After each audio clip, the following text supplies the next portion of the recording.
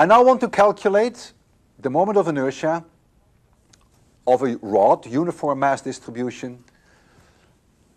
It's like a cylinder. It is a cylindrical rod, and I know the radius of this cylinder. It's very small compared to the length of the rod. So here we have this rod. It has length L.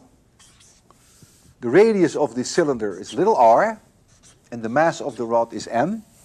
And I rotate about the center of this rod about an axis perpendicular to the axis of symmetry.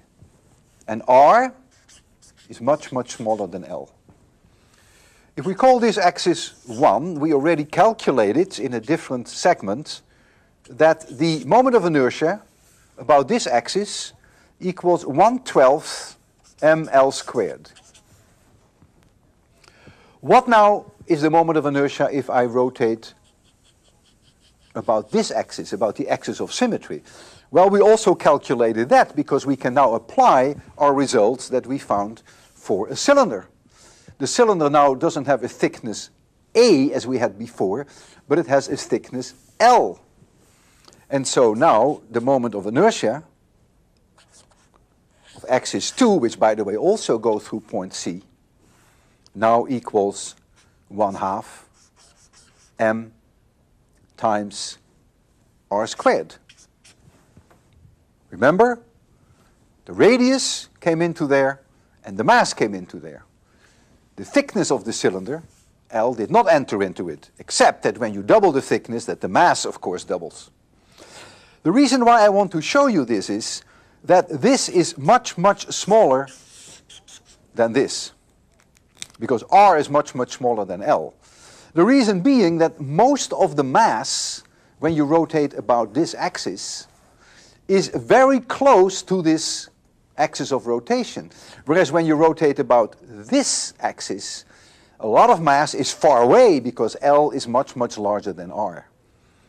And so this demonstrates once more that the moment of inertia can be very small in some cases if you choose a particular axis of rotation, and can be much larger for other axes of rotation. If I come back to my potato, here you have a potato. This potato is narrower in this direction than it is long. So the moment of inertia of rotation about this axis would definitely be larger than the moment of inertia for rotation about this axis. Because on average, the amount of matter is closer, smaller distance to this axis than it is to this axis. To this axis. And of course, distance is very important because the distance comes in as r squared. All right, the bottom line being that moment of inertia depends very strongly on the geometry and how you choose your axis. For one and the same object, many different moments of inertia depending upon what the location of the axis is and what the direction of the axis is.